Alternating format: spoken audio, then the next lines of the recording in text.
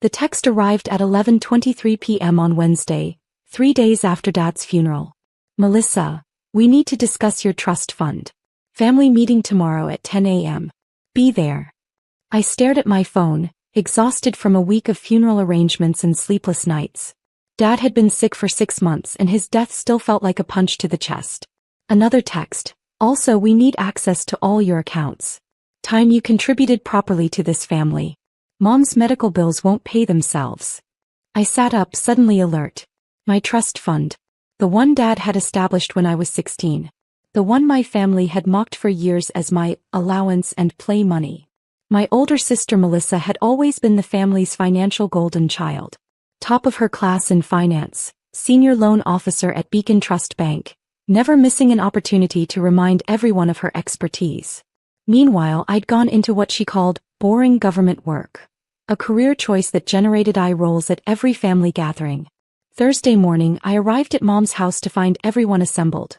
Melissa in her power suit, Mom looking frail, my brother Jason fidgeting with his phone, and Aunt Carol near the coffee pot.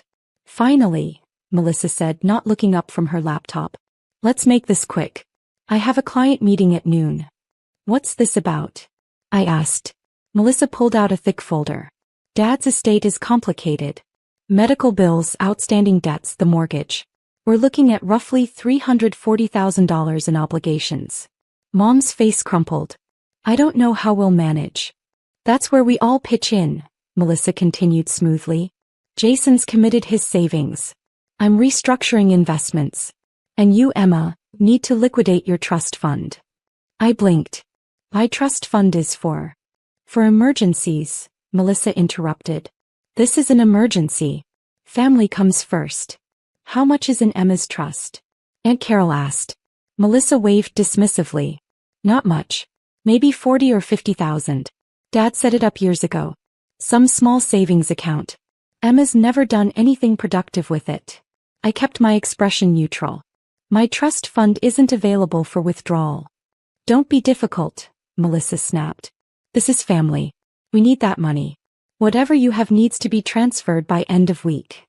The trust has specific terms, I said carefully. Melissa's smile was condescending. Emma, I'm a senior loan officer at one of the city's top banks. I understand trust.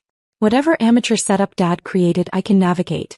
Just give me the account information and I'll handle the paperwork. That's not how it works. For God's sake, Jason interjected. We're all making sacrifices. Don't be selfish. Mom reached across the table, trembling. Sweetheart, I know you want to keep your savings, but we're desperate.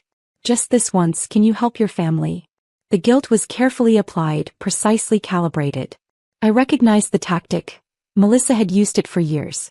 I'll review the trust documents, I said finally. But I can't make promises. Melissa's eyes narrowed.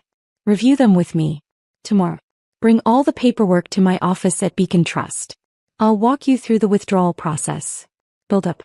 That evening, I reviewed the trust fund documents Dad had given me on my 25th birthday. His letter, written in careful handwriting, was tucked inside. Emma, this trust is protected at the federal level through special provisions I arranged during my years in government service. The structure is complex, established this way for your protection. Your sister doesn't understand how this works, and I haven't explained it to avoid family conflict. Use this wisely. It's meant to give you security and independence. Buffett. The trust wasn't $40,000. The current balance was $8.7 million. Dad had been a federal banking regulator for 30 years before retirement. He'd used his expertise to establish a trust fund protected by federal banking regulations, the kind typically reserved for whistleblower protections and witness security programs. The trust was held by the Federal Reserve Bank of New York, not a commercial institution. Any unauthorized access attempts would trigger automatic federal audits. Melissa had no idea what she was about to walk into. Friday morning, I arrived at Beacon Trust Bank with my folder. Melissa's office was corner suite, floor-to-ceiling windows, expensive furniture meant to intimidate. Good, you brought the paperwork, Melissa said, gesturing to her desk. Let's see what we're working with. I handed her the trust summary, carefully selected pages showing account structure without revealing the balance or federal protections. Melissa skimmed the documents. This is straightforward. The trust is held at, wait. She looked up sharply. Federal Reserve Bank of New York? Yes. Why would Dad use the Fed? That's unusual for a personal trust. He had connections from his regulatory work. Melissa frowned but continued reading. Regardless of where it's held, we need to initiate a withdrawal. I'll need your account number and authorization codes. I don't think that's advisable. Emma, don't be difficult. I'm trying to help. This is literally what I do for a living. Give me the account number. Against my better judgment, or perhaps because I knew exactly what would happen, I provided the information. Melissa immediately began typing, accessing Beacon Trust's internal systems. I'll initiate a transfer request through our bank's federal interface. Standard procedure for accessing Fed-held accounts. Melissa, you should really. I've got this.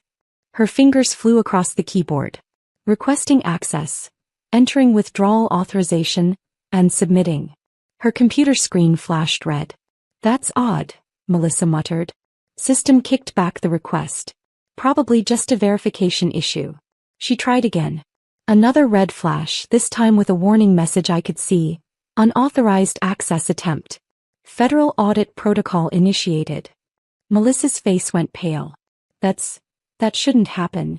I tried to warn you, I said quietly. What did you do? Melissa demanded. Nothing. But you just attempted unauthorized access to a federally protected trust fund. The system automatically triggers an audit when someone tries to withdraw without proper authorization. I'm your sister. You gave me the account information. I gave you information. I didn't authorize a withdrawal. The trust has specific terms that prevent anyone, including me, from making certain transactions without federal oversight review. Melissa's phone rang. She answered, listened for 30 seconds and went even paler. Yes, I understand. Tomorrow at 9. Yes. She hung up slowly. That was my compliance director. The Federal Reserve just flagged an unauthorized access attempt originating from my workstation. I have a meeting with federal banking regulators tomorrow morning. Melissa, you should have listened. Get out, she hissed. Get out of my office. Revelation. The family group chat exploded over the weekend. Melissa, Emma filed some kind of complaint against me. Federal regulators are investigating. Jason, what? Why would she do that? Mom, Emma, what's going on? I didn't respond immediately. Instead, I spent Saturday morning on a video call with Margaret Chin, the Federal Reserve compliance officer assigned to the case. Ms. Parker, Margaret said, reviewing her notes, your sister attempted to initiate a withdrawal from your protected trust fund using her credentials as a loan officer at Beacon Trust Bank. This triggered multiple red flags in our system. I didn't authorize any withdrawal, I confirmed. We're aware. The trust structure your father established includes specific safeguards against coercion and unauthorized access. Your sister's attempt constitutes a serious violation of federal banking regulations. What happens now? Margaret's expression was professional but firm. We're conducting a full audit of your sister's transactions at Beacon Trust. Any banking professional who attempts to access protected federal accounts without authorization faces potential license suspension and criminal charges. Criminal charges? Attempted unauthorized access to federal banking systems is a felony. Additionally, if we find evidence she's done this with other clients' accounts, the charges escalate significantly. My stomach dropped. I didn't want. Miss Parker, you didn't do anything wrong. Your sister made a choice to bypass proper procedures. She used her professional credentials to attempt accessing funds she had no legal right to touch. That's on her, not you. Sunday afternoon, Melissa showed up at my apartment, her usual polish completely gone. No makeup, hair in a messy ponytail, wearing jeans instead of her signature power suit. You need to fix this, she said without preamble. Call them off. I can't call off a federal investigation, Melissa. You started it. That trust fund complaint or whatever. I didn't file a complaint. Your attempted withdrawal triggered automatic security protocols. The system flagged it, not me. Melissa's hands shook. They're auditing every transaction I've processed in the last 3 years. Emma, they're going through everything. Client accounts, loan approvals, internal transfers.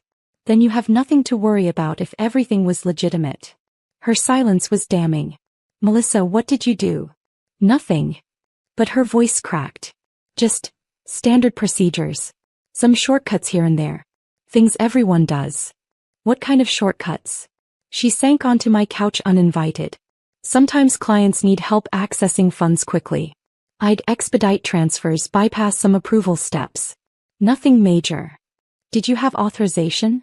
I'm a senior loan officer. That is authorization. I closed my eyes. Melissa, that's exactly what federal regulators look for.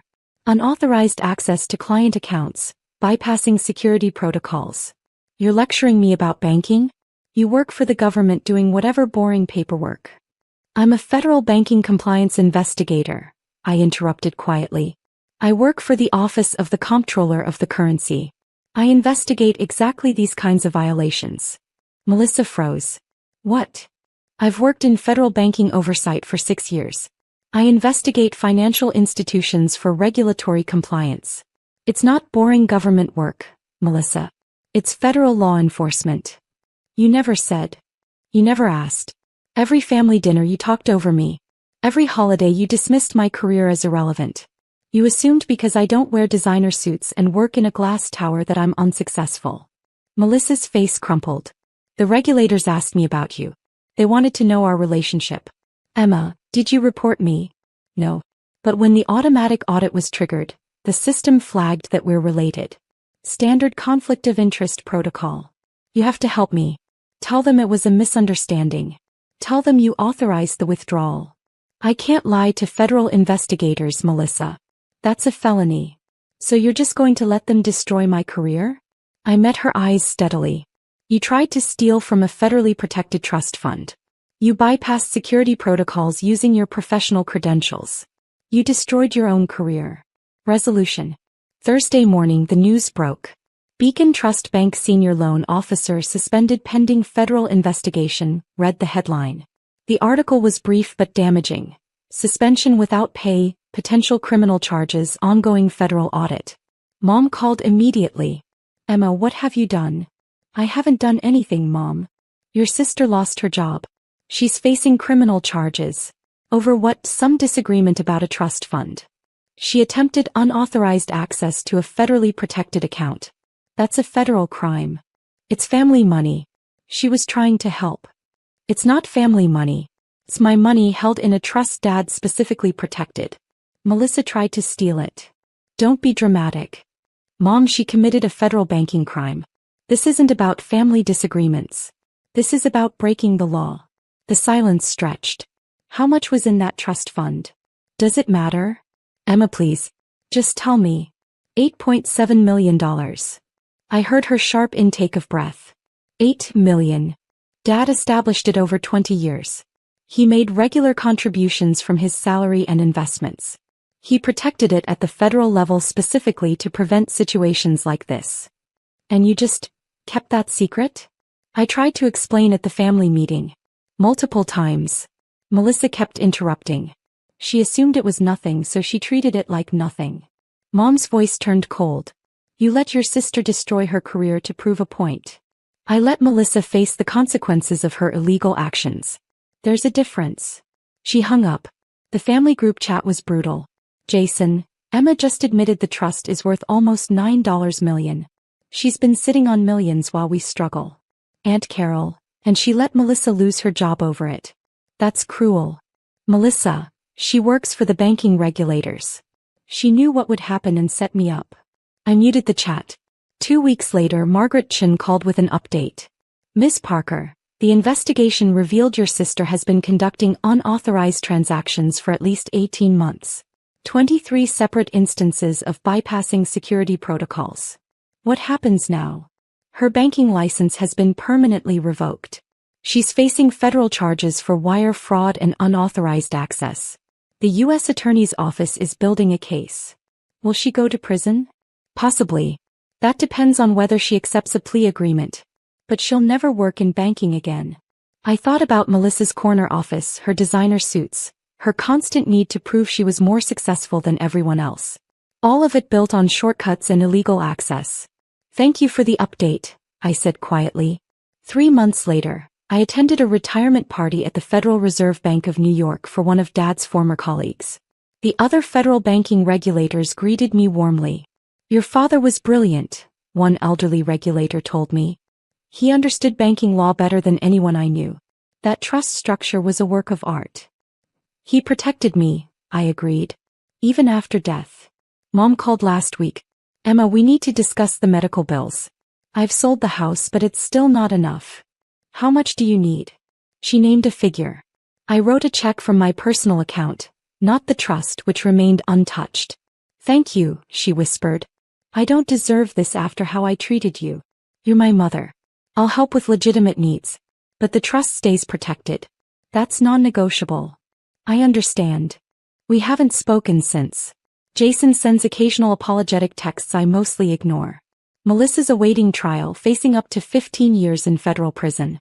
The trust fund sits in the Federal Reserve Bank of New York, growing steadily, protected by the same federal regulations that destroyed my sister's career. Dad's final gift wasn't just the money, it was the fortress he built around it. Every Thursday I think about Melissa's attempted withdrawal. About her absolute certainty that she understood banking better than anyone. About her assumption that my boring government job meant I was powerless. She wanted access to all my accounts. She got access to federal investigators instead. Dad would have appreciated the irony. I certainly do.